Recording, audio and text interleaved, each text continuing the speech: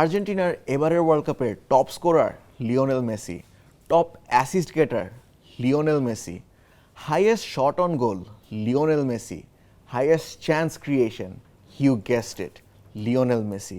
তবে এই Lionel Messi আর্জেন্টিনার কিন্তু রাইজিং স্টার কেউ নন।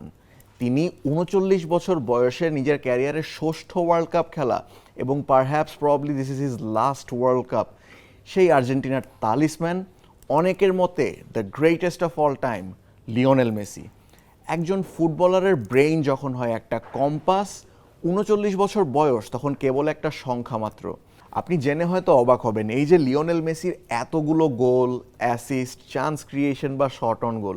নতুন সার্ফ এক্সেল এক্সপার্ট হোয়াইট, সাদা কাপড়কে করে 5 শেড পর্যন্ত সাদা। আসল হোয়াইট মানে এক্সপার্ট হোয়াইট।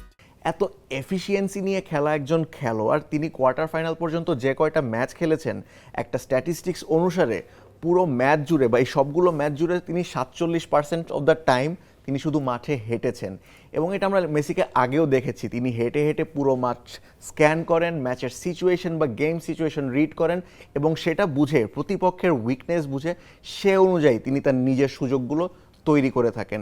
আর এই সুযোগগুলো কাজে লাগিয়ে লিওনেল মেসি কোয়ার্টার ফাইনাল পর্যন্ত গোলমুখে 33টা শট নিয়েছেন, সতীর্থদের জন্য 21টা চান্স ক্রিয়েট করেছেন, অর্থাৎ সর্বমোট এখন পর্যন্ত তিনি 44টা অ্যাটাকে কন্ট্রিবিউট করেছেন, যা 1986 সালে আর্জেন্টিনার দিয়াগো আর্মান্দো মারাডোনার পর বিশ্বকাপের ইতিহাসে সর্বোচ্চ।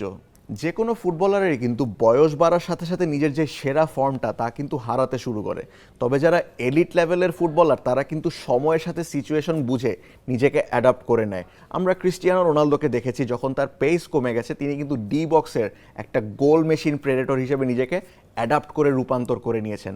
অপরদিকে লিওনেল মেসিও কিন্তু যেখানে পুরো ফুটবল তাকে চেস করছে, সেখানে তিনি নিজেকে আরও এগিয়ে নিয়ে যাওয়ার জন্য নিজেকে এমনভাবে ইম্প্রোভাইজ করেছেন, নিজের খেলাকে এমনভাবে রূপান্তর করেছেন যেটা তাকে একটা অনন্য উচ্চতায় নিয়ে গেছে। তাই যেন ৩৯ বছর বয়সেও মেসি আর যে কোনো তরুণ ফুটবলারের মতোই। তবে এই যে মেসির ফিটনেস, এটার পেছনে কিন্তু তেমন ম্যাজিক নেই, রয়েছে কঠোর পরিশ্রম, discipline and the hunger for success. তাই যখন 2026 বিশ্বকাপে তিনি খেলবেন এটা যখন তিনি জানতে পারেন, তখন থেকে কিন্তু নিজেকে নতুন করে রূপান্তর করা শুরু করে। যুক্তরাষ্ট্রের কানসাস সিটিতে আর্জেন্টিনা দলের যেই ক্যাম্পটা হয়েছে, সেই ক্যাম্পে তিনি একটা নামে মাত্র খেলোয়াড় হতেই বা শুধু দলে অংশ নেওয়ার জন্যই তিনি এখানে আসেননি, তিনি যেন নিজেকে মাঠের লড়াই করে আরও একবার প্রমাণ করে দেওয়ার জন্য এসেছেন।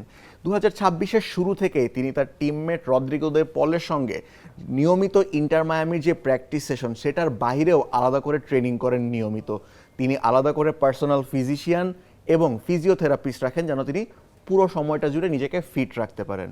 এবারের বিশ্বকাপের সেমিফাইনালে লিওনেল মেসির আর্জেন্টিনার প্রতিপক্ষ ইংল্যান্ড। মেসির জন্য এই ম্যাচটাই কি তার বিশ্বকাপের শেষ ম্যাচ হতে যাচ্ছে, নাকি মেসি এবং আর্জেন্টিনা ইংল্যান্ডকে টপকে আরও একবার চলে যাবে ফাইনালে? তবে যেই দলে মেসির মতো খেলোয়াড় থাকেন, যিনি কিনা সর্বকালের সেরাদের মধ্যে একজন, সেই দলকে আপনি কখনোই পুরোপুরি ছেড়ে দিতে পারবেন না বা বাদ দিয়ে কথা বলতে পারবেন না। তাই হয়তো এবারের বিশ্বকাপে লিওনেল মেসির যে খেলার রোল বা স্টাইল, সেটাকে আপনি বলতেই পারেন a walking form of art. For more updates, subscribe to our YouTube channel and click on the bell icon. Follow us on Facebook and Instagram. Download T-Sports app to enjoy exciting games and highlights. Visit tsports.com.